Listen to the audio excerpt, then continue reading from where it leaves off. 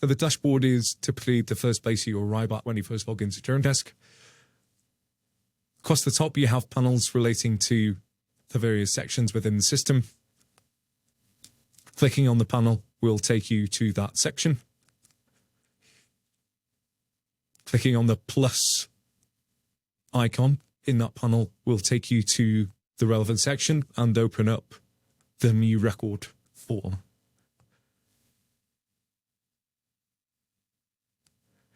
For locations, you have the option to enable location services on your browser. You do that in Chrome, for example, by clicking on the settings option and then enabling the location. If you've done that, then this icon will appear, which means that you can click on that, go straight to create a new location for the current location you're at, based on your browser reported location.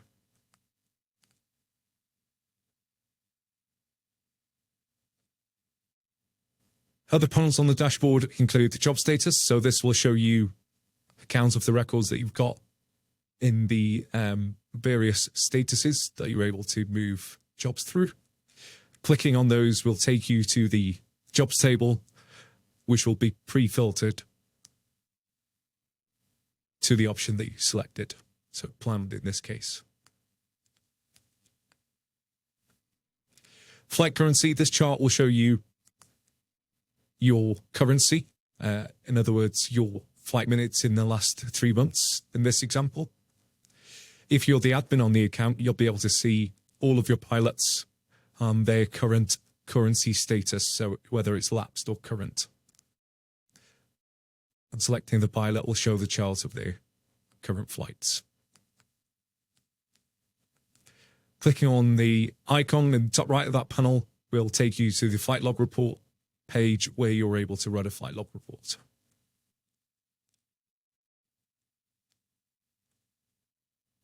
The drone maintenance panel shows you the status of all of your drones in the system in terms of their maintenance schedules.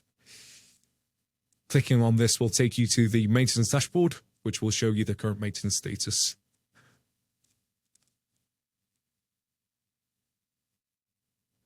Panel on the right-hand side shows a map with any jobs in the system scheduled for today. Clicking on the icons will give you a link which will take you directly to those jobs in the system so that you can manage them. Similarly, in the calendar panel, you'll get a list of jobs for the current week, which you can scroll through. You can also scroll through to past jobs and future jobs from here. And again, clicking on those job links will take you directly to manage those jobs in the system. The to-do list panel enables you to create your own to-dos, and they'll appear with a user icon against them.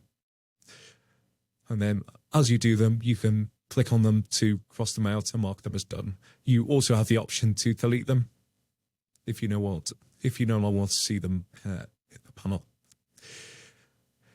You'll notice there are additional to-do items with red bell icons against them, and these are system-generated to-dos. So it's the system's pointing you towards the things that need your attention.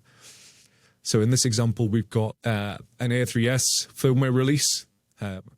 So if we click on that, it'll take us to the maintenance panel where we'll be able to review our A3Ss and then edit those records to make sure that the firmware is updated.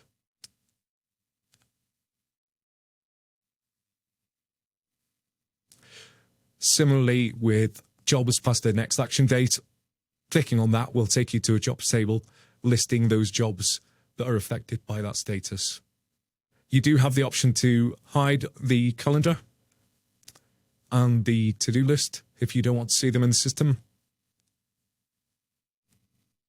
And if I refresh the screen, you'll see that those preferences are saved. And the final two panels are certifications. So as a team member, you'll just see the team member certifications.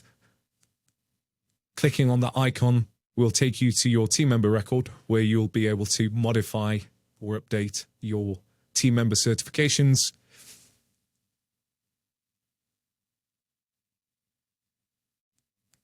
And similarly, if you're the admin on the account, you'll be able to update and modify your business certifications, which you'll find towards the bottom of the business admin page. In terms of other features on the dashboard, you'll notice there's a bell icon at the top with some alerts against them. So for the UK, this will show Skywise alerts. For the US, it'll show TDRs and so on. Clicking on the item will take you to read it. And then when you come back, that item will have been marked as read. You can optionally mark all items as read as well.